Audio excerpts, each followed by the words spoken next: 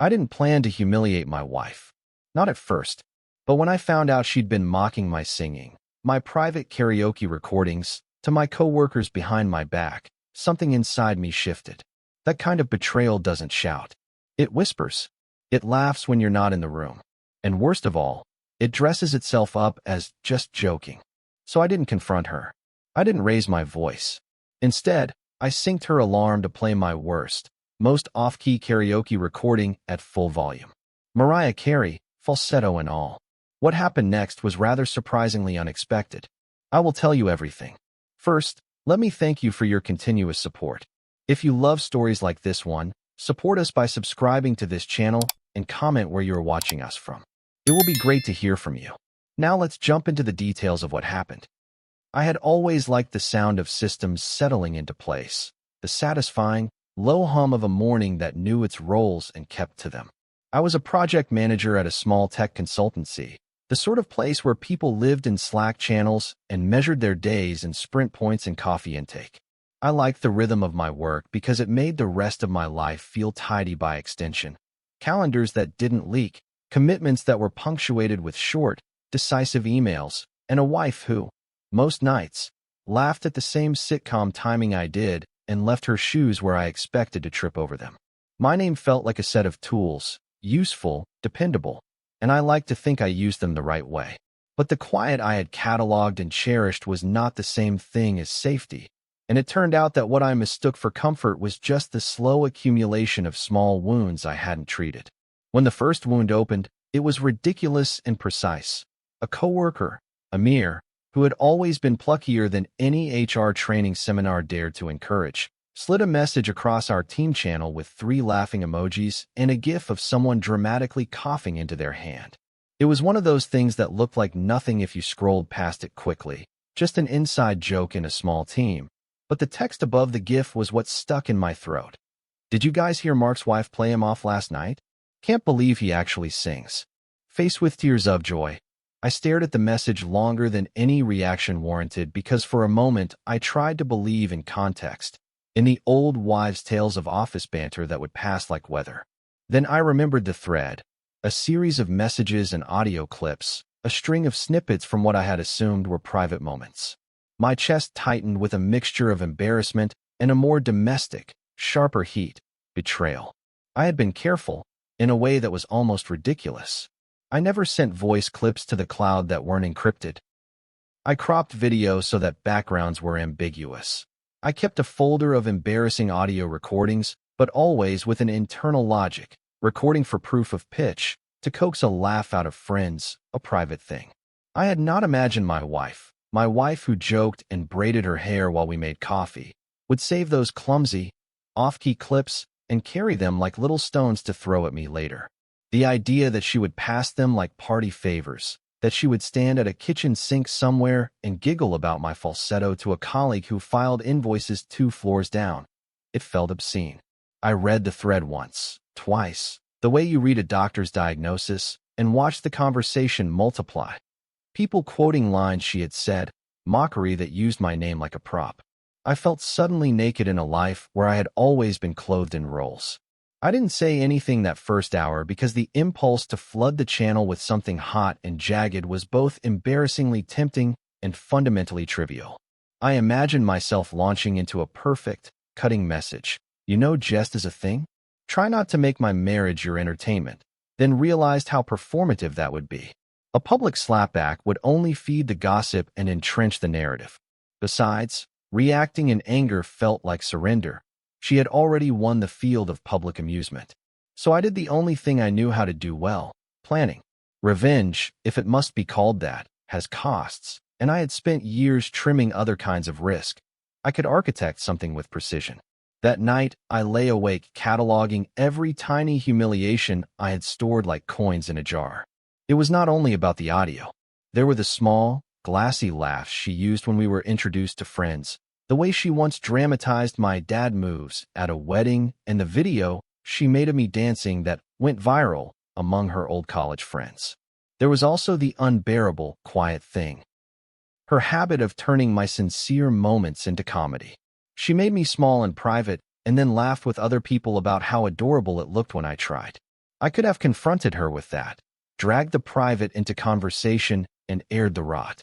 I instead pulled the jar of coins closer and counted them under the low light, thinking not about punishment so much as about restoring an atom of dignity where laughter had been used as a currency to buy amusement.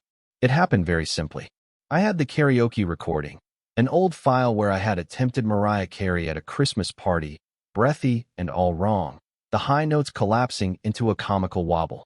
I kept that file as a private joke I'd occasionally play for myself when I needed to be reminded that vulnerability was human and stupid.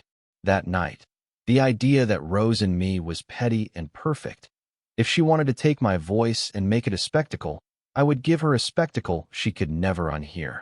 I would weaponize the things she had used against me. I would make her flinch every time Mariah Carey opened a crescendo. I would copy the file onto her phone alarm, set the volume all the way up, and let the social world she'd created for herself deliver the humiliation back in a way she couldn't orchestrate. There was, I confess, a shred of glee as I planned it, an almost scientific satisfaction in procedure. I waited until she fell asleep on the couch with a book half open on her chest, the light still glowing faintly. I took her phone from the coffee table, which felt like taking a sword from its scabbard. Her phone had a familiarity to it, the faint smudge on the top right corner, the playlist that started with a song she'd hummed in the early days of us. I downloaded the file, named it something innocuous, and navigated an alarm menu with the casual competence of someone who'd once set up a dozen project alerts at work. The record played in my hand once, and the sound of my own falsetto ricocheted in the living room like a bird trapped in glass, absurd and small and unbearably mine. She woke with a start when the alarm detonated, a noise that filled the apartment and sliced through the early stillness. I watched her flinch in the half-light, the slow, involuntary recoil of a person realizing they were the butt of the joke they had designed. She clapped a hand to her mouth as if to stop the laugh that threatened to erupt, eyes wide and embarrassed in a way that made my triumph curdle. For a second, I felt only victory. She had been publicly mocked, and she had not expected it. Then, because victory is never tidy, because human things bounce around in other people's hearts, the sight of her hands I had touched 1,000 times and suddenly viewed as foreign, made something else stir. I thought of the tiny ways I'd let her deride me before, and how I had always said I would never become a man who keeps score emotionally. Yet here I was, tallying. We did not speak that night. We moved around each other like two people who had once practiced tango and lost the music. I lay awake, not from adrenaline so much as from an odd, slow awakening to consequence. I'd given her a taste of her own medicine, and it was delicious and small and immediately problematic. The next morning, I went to work with the same clean shirt and practiced emails that said nothing at all. I wanted the satisfaction of silence, the way a closed book sometimes felt like an argument won by default. But silence can be a dam, and I could already feel the pressure building against it. Messages in the team channel, like distant thunder, that promised more rain. I had thought to teach her a lesson, but the lesson in my head was simple and private.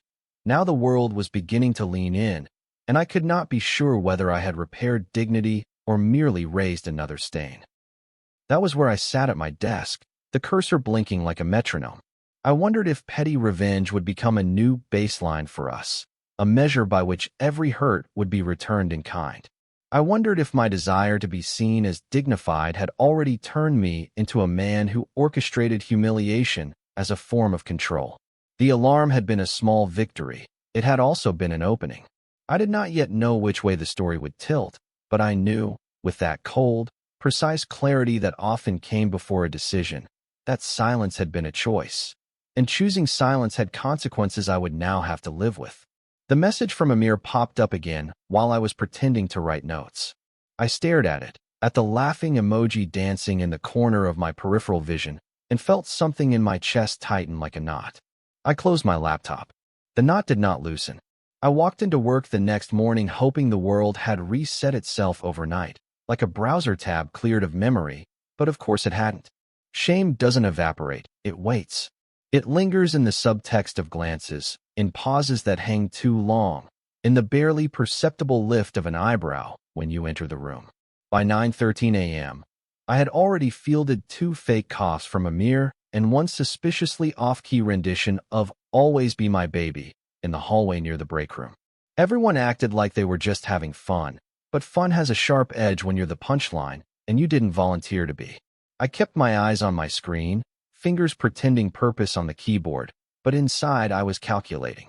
Every moment replayed like a faulty reel. Her laugh in someone else's living room, the gifts, the lazy ease with which they reduced me. I tried to tell myself I had responded with restraint, elegance, even. I hadn't shouted, hadn't thrown anything. I'd chosen a clean slice of revenge that cost no blood. But the reaction at work told me I'd underestimated the power of an echo. Because now that same file, my own voice strangling a high note, was making its rounds outside the bedroom. Someone had forwarded the alarm. I had weaponized it against her, but now the shrapnel was embedding itself into me. At 10:47, a teammate I barely spoke to, Morgan, stopped by my desk with a plastic smile. "Hey Mark," she said, too casually. "Didn't know you were into karaoke." I looked up, careful to keep my face still. "Yeah, closet hobby." She tilted her head. "That's a brave one. Mariah's not exactly a beginner song." I gave a small smile that didn't reach my eyes. Neither is mocking your spouse to coworkers. But we all have bad habits, right? The smile on her face dropped. Just a hair, but enough. She mumbled something about getting back to emails and walked off. I didn't feel better. I just felt tired. By lunch, I was texting my wife. Not to fight. Not yet. But to ask how she was holding up.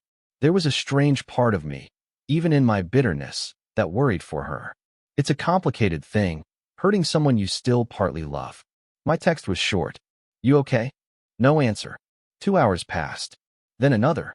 The silence spoke louder than any ringtone. When I got home that evening, she was in the kitchen, chopping vegetables with more aggression than technique.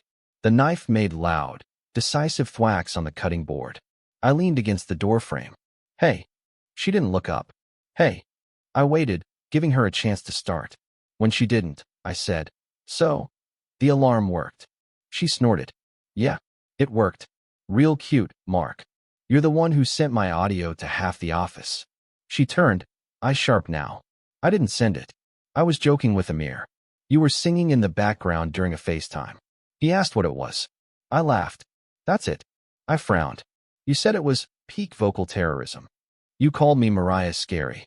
She flinched, actually flinched, as if hearing the words out loud made them heavier. "That was supposed to be between friends." I stepped into the kitchen. "And I was supposed to be your husband. But that didn't stop you from making me the team joke." She dropped the knife into the sink with a loud clatter. "It was a joke, Mark. You're acting like I sold your secrets to a tabloid." "No," I said, voice tightening. "I'm acting like someone who realized his own wife thinks he's ridiculous enough to be mocked behind his back. You didn't just laugh at me. You invited them to laugh with you. That's different." She stared at me, jaw clenched. "And what? You thought blasting the file at full volume was what, justice? You think that made us even?" I didn't answer. The truth was, I hadn't known what it would make us. I hadn't thought that far. I just wanted her to flinch the way I had. She folded her arms, shoulders curling inward. "You humiliated me, Mark." "Good," I said before I could stop myself. "Maybe now you understand how it felt." She shook her head slowly, like she didn't recognize me. "You've changed." And I hated how much that stung. Because it wasn't that I'd changed. It was that I'd stopped smiling while I swallowed things. That was the real offense. We didn't eat dinner together. She went upstairs early. I cleaned the kitchen like an apology I wasn't ready to give. The silence between us was thick with the weight of things we hadn't named, the tension growing like mold in a damp house. And yet, a small part of me, dark, petty, and satisfied, couldn't stop playing the memory of her startled face when the alarm went off. That small victory lit up a part of my brain that had been cold for a while. But I also knew the spark wouldn't last. Not when more messages were coming. Because later that night, after she'd gone to bed, my phone buzzed. A new message from a teammate. "Dude, you seeing this?" It was a screenshot of the team Slack channel. Someone had posted a clip of my Mariah Carey karaoke file, my file, with the caption, "Mark's got range. FBI, open up." 42 reactions. Dozens of laughing emojis. Someone had even clipped it into a TikTok with auto-tune and background dancers. I stared at the screen for a long time. Then I texted her. "You gave them the file." She replied instantly. "I didn't. I swear to God." I believed her. That was the problem. If she didn't send it, someone else did. Which meant the joke had gotten legs. And now, it wasn't just us anymore. It was public. Viral.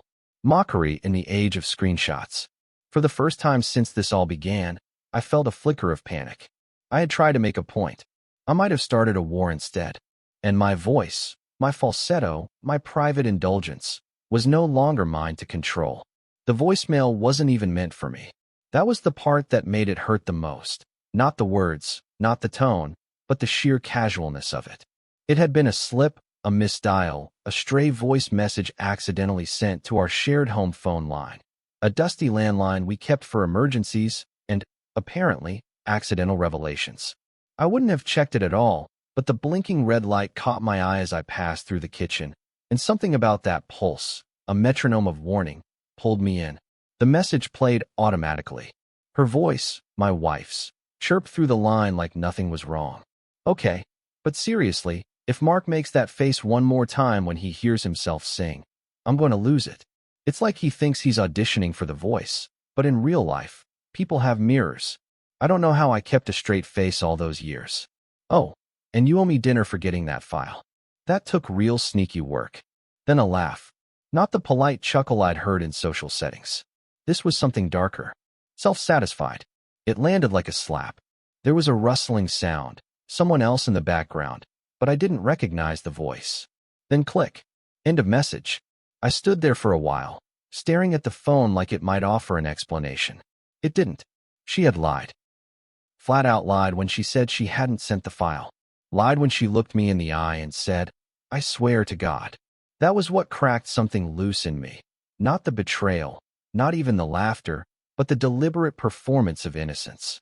She had pretended to be a bystander when she was the goddamn ringleader. When she walked through the door 20 minutes later, I didn't give her time to hang up her coat. "Who were you talking to on the voicemail?" She blinked. "What voicemail?" "The one you left on the landline." I watched her freeze.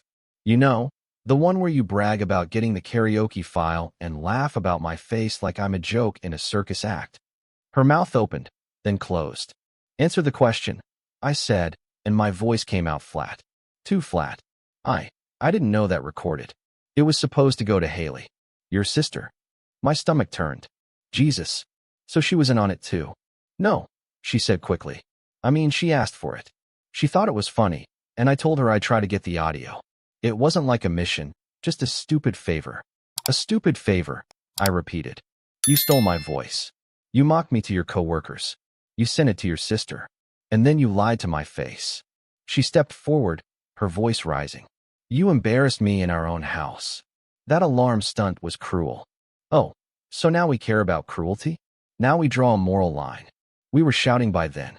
I could hear it happening like I was outside my body, like I was floating near the ceiling watching two people unravel. "You always do this," she hissed. "You act like you're so above everything, like you're Mr. Integrity, but the second your pride gets bruised, you lash out like some passive-aggressive martyr." I took a step back, stunned. "You mocked me. You made me a joke. You lied about it. And now you're mad because I didn't suffer it quietly." She was crying now, not sobbing, but the kind of tears that slip out sideways, born more from rage than sadness. And then, a voice I hadn't expected. "You should hear yourselves." We both turned. My sister, Erin, stood in the doorway. She held a brown bag from the Thai place down the block. I had forgotten she was coming by. She'd offered to drop off dinner while I was juggling work and cleaning up the house before some guests next week. Wrong day. Or maybe right day, depending on the kind of story this was becoming. I knocked. "The door was cracked," she said. Wasn't expecting a live taping of Who Can Wound Each Other More. My wife wiped her face, turned away. Erin walked in, slow, deliberate. She set the bag on the table and folded her arms. "You know," she said, looking at my wife, "when you sent me that audio clip last month, I thought it was just you being tipsy and stupid. I didn't know you were sharing it with half the damn city." "What?" I said sharply. My wife's head whipped around. "You said you deleted that." "I lied," Erin said evenly. Looks like I wasn't the only one. I stared at both of them, the floor feeling less and less like a place I could safely stand. So everyone had it? My sister. Her sister. The office. Aaron nodded, not smugly, just sadly. It made the rounds, yeah. And no one thought to tell me. No one wanted to hurt you, Aaron said quietly. But that's what makes it worse, doesn't it? I sat down at the table, my hands numb. There was a long silence. Then Aaron looked at my wife again. You don't get to act betrayed when you started the fire, she said. You want to be clever? Fine. But don't be surprised when it burns down your own kitchen. Then she left, quiet, no slamming doors, just the slow thud of boots on stairs. We didn't speak the rest of the night. She slept in the guest room. I sat on the couch until my back ached and the silence felt unbearable. My phone buzzed once more. A new video had been posted. Someone had stitched my falsetto onto a reaction meme. It had 30,000 likes. I turned the phone off. Not because I couldn't handle it, but because I already knew how loud my own voice could become when played back through someone else's laughter. There's a special kind of humiliation that doesn't come from shouting or confrontation, but from knowing people are talking about you when you're not around. You feel it in the space they leave in conversations, in the faint curve of a smile that drops a little too quickly when you walk into the room. It's like being the ghost at your own funeral. Everyone's gathered around, pretending you're not there, but you can hear the eulogy being whispered anyway. That was the air I walked into Monday morning. It wasn't just Amir now, it was the whole office. Someone had made a sticker pack for Slack featuring screenshots of my karaoke face mid-high note. One was labeled Mariah_Mark.png. Another, falsetto fail. HR hadn't stepped in, probably because it was all technically internal humor, and because I hadn't filed a complaint. I hadn't said a word, actually. I just showed up, pretended nothing was wrong, and stared at the same spreadsheet for 2 hours like it held the secret to dignity. The irony was cruel. I was the guy who used to organize the holiday party, who booked karaoke nights because I believed they made teams stronger. I was the reason that file existed in the first place. I had trusted that what happened in a moment of vulnerability wouldn't be passed around like a chew toy. But I'd underestimated two things: how quickly people trade compassion for content, and how close betrayal can sit beside you at the dinner table. The social side effects leaked beyond work. A group chat I'd been in with a few old college friends went quiet. One finally messaged me. Hey man, saw the vid going around. Hope you're laughing too. Haha, hit us up. But I wasn't laughing. And no one was checking if I wanted the joke to end. At home, things were no better. We moved through the house like two people renting the same Airbnb out of spite.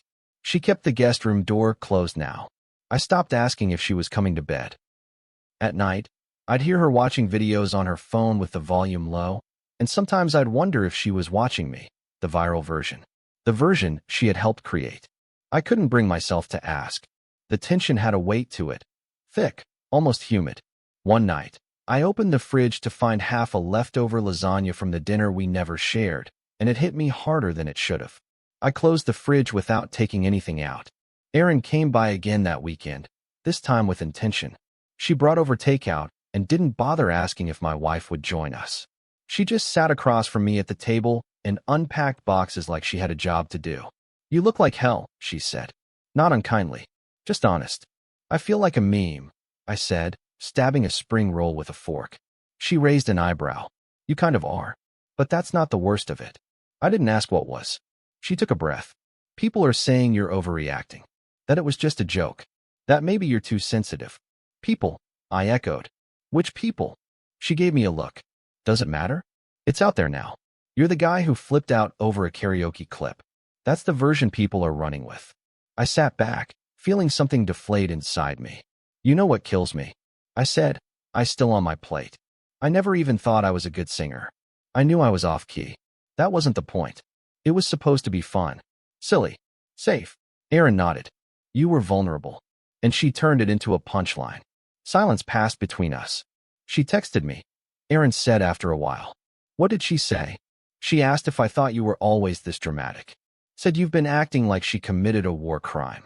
I laughed once, short, bitter. And what did you say? I told her drama isn't the problem. Disrespect is. I looked up at her, really looked. You believe me, right? That this isn't just me nursing a bruised ego. Aaron reached across the table, touched my hand. I believe you didn't deserve to be ridiculed. Not by her. Not like this. And I think you're allowed to hurt without needing to be funny about it. That hit me in the chest harder than I expected. The fallout continued in ways I hadn't predicted.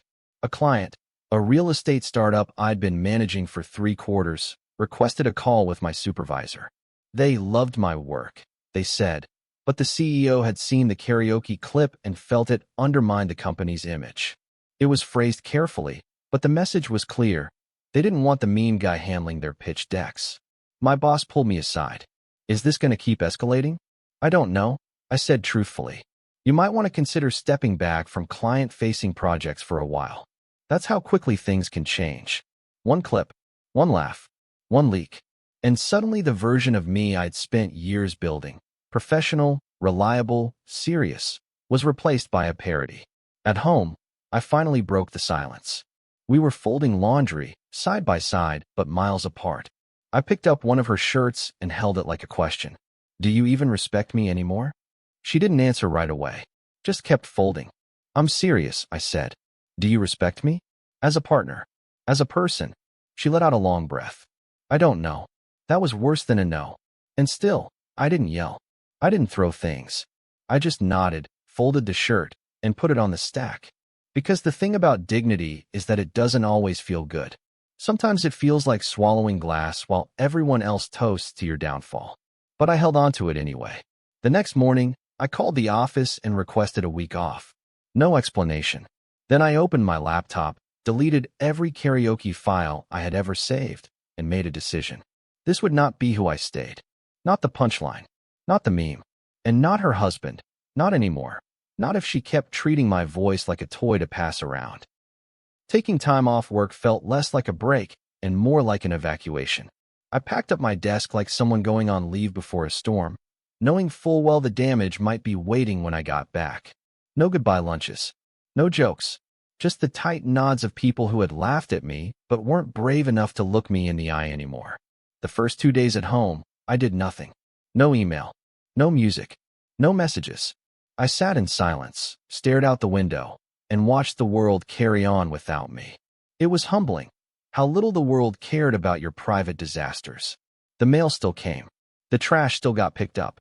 Somewhere, someone was probably humming Mariah Carey without a second thought, and I hated how small that made me feel. As if my pain didn't even leave a dent. But when you sit still long enough, things start to unravel themselves. Not in big epiphanies, but in threads. Regret doesn't scream. It tugs. And eventually, I let it. I started replaying everything.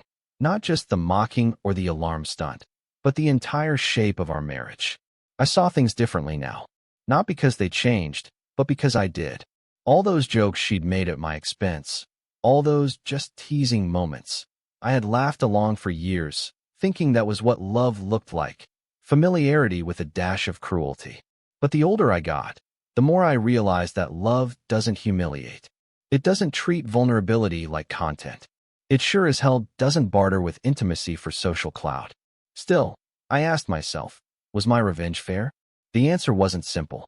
The alarm trick had given me a moment of power, but it also opened the door to everything that followed. The Slack jokes, the TikToks, the client backlash. I had escalated something that maybe, could have stayed small. But when someone makes you feel ridiculous in front of the people who define your world, small isn't an option anymore. You either fight back or disappear. I fought back, but it didn't feel like a win anymore. And yet, I couldn't fully regret it either. What I regretted was how long I'd stayed silent before it. How many times I'd let her laugh off my discomfort. How many small betrayals I had filed under not a big deal, until they formed a pattern too ugly to ignore. On the 4th day of my leave, she knocked on my office door. I didn't look up. You need something? She stepped in slowly. I want to talk. The room felt too quiet. I kept my eyes on the spreadsheet I wasn't working on. She spoke carefully, like she was reading from a script she hadn't rehearsed enough. I found a video on my phone. One you took of me, singing. That got my attention. I looked up. You never sent it to anyone, she said. Even though I sounded awful. I laughed so hard watching it. But not because you showed it to people. Because I remembered how stupid and happy we were that night. She reached into her pocket and handed me her phone. The video played. Her, wine-drunk in the living room, belting Celine Dion into a wooden spoon, slurring half the lyrics, dancing with socks on hardwood. She looked ridiculous and radiant. "I forgot this existed," she said. "You never used it against me. Not even when you were mad." I paused the video. "I wouldn't," I said simply. She nodded. "I know. That's the part that's killing me." We sat in silence for a long time. Then she added, "I deleted the clips. From everyone. I called my sister, Erin, even Amir. I asked them to take everything down. I said it wasn't funny anymore." "Did they?" "Yes. Some were already gone. Some weren't. But they listened." Another pause. "I'm not asking for forgiveness," she said. "I just wanted you to know. I've been selfish. Not just with this. For a long time." She looked tired, like she hadn't slept well since the voicemail. "I didn't think it hurt you that much," she whispered. "And that's the worst part, that I didn't even consider it."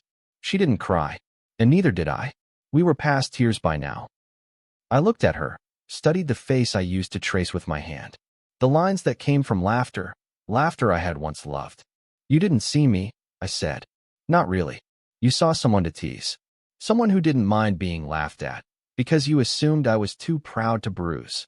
"I see you now," she said. And for once, I believed her. That didn't mean things were fixed. Some things can't be undone. Trust isn't an app you reinstall. But what she gave me in that moment wasn't a fix. It was a crack in the armor. A flicker of accountability. And that mattered. I didn't reach for her hand. I didn't say thank you. I just handed her back the phone. "I hope," I said quietly, "you never feel the way I felt when you laughed at me." She nodded, then left. That night, I didn't sleep in the bedroom. But I didn't hate her, either. And that was something. I didn't go back to work right away. Even after the week off ended, I took an extra 3 days of unpaid leave, claiming mental health, which wasn't entirely untrue. My boss didn't argue. I think he knew the truth, that nothing I did in those conference rooms was going to matter until I figured out who I was again. Because that's the thing about being mocked publicly. It doesn't just bruise your pride. It makes you question everything you built on top of your identity. I had always seen myself as steady. Not flashy, not dominant, but solid. A guy people could count on. A guy who didn't need the spotlight, just the respect that came from staying consistent. But after that clip went viral, after the group chats and the laughs, I realized how quickly that kind of identity could be reduced to a joke. And the most painful part? That the person who threw the first stone was the one who had promised to protect me. The house was quieter after our last conversation. Not the strained silence of Cold War, but something else. Something settled. We stopped pretending. No more shared meals. No more small talk about groceries or Netflix queues. We became courteous strangers occupying the same square footage. The kind of politeness that comes when there's no more pretending that love alone is enough to make people kind. She didn't ask to reconcile, and I didn't offer forgiveness. What we had now was something colder, but clearer. Truth. Truth that she saw my pain too late. Truth that I wasn't going to forget this, even if I moved past it. And truth that I was no longer interested in being anyone's punchline, even out of love. Erin came by the following weekend. She brought coffee, no questions, and just sat with me on the porch. "Are you staying?" she finally asked. I shook my head slowly. "No." She nodded. No surprise in her eyes. Just support. "I've got a friend with a spare place," she offered. "Short term. No lease." I looked at her, grateful. "I'll take it." That night, I packed quietly. Just the essentials. Some clothes. My laptop. A few books. I left the karaoke mic behind, still coiled in the back of the entertainment shelf, untouched. She watched me from the hallway, arms crossed like she was holding herself together. "You're really leaving?" she asked. "I am." A pause. "Is this forever?" I met her eyes, steady. "It's long enough." She didn't cry. Neither did I. Maybe we had both exhausted that part of ourselves. What was left between us wasn't fury, it was fatigue. And acceptance. "You were a good husband," she said. "I just didn't know how to see it." "I know," I said. "That's why I have to go." I left the key on the counter. When I stepped outside, the autumn air met me like an old friend. Cool, sharp, honest. I drove without music. Silence had become its own kind of healing. No alarms. No falsetto. just the steady hum of an engine moving forward. I didn't feel triumphant. I wasn't walking away from a battlefield I'd won. I was walking away from one I didn't want to die in. What I learned, what this entire thing taught me, is that people don't always hurt you with fists. Sometimes they use laughter. Sometimes they call it teasing. Sometimes they call it love. But if it makes you small, if it strips your dignity while they say, lighten up, it's not love, it's control. And I wasn't interested in being controlled anymore. I got to the apartment, unpacked slowly, hung a single photo of myself and Aaron from a camping trip years ago, mud on our faces, laughter that didn't cost either of us anything. The next morning, I played music. Not karaoke, just something soft, familiar. And I sang along, quiet, imperfect, and free. Have you ever been mocked by someone who claimed they were just joking? Did it change how you saw them? Or yourself? Let us know in the comments how you set your boundaries and whether you ever got an apology. And if you've ever been on the other side, someone who joked a little too hard, maybe now's the time to reach out and make it right. Your voice matters. So does your dignity.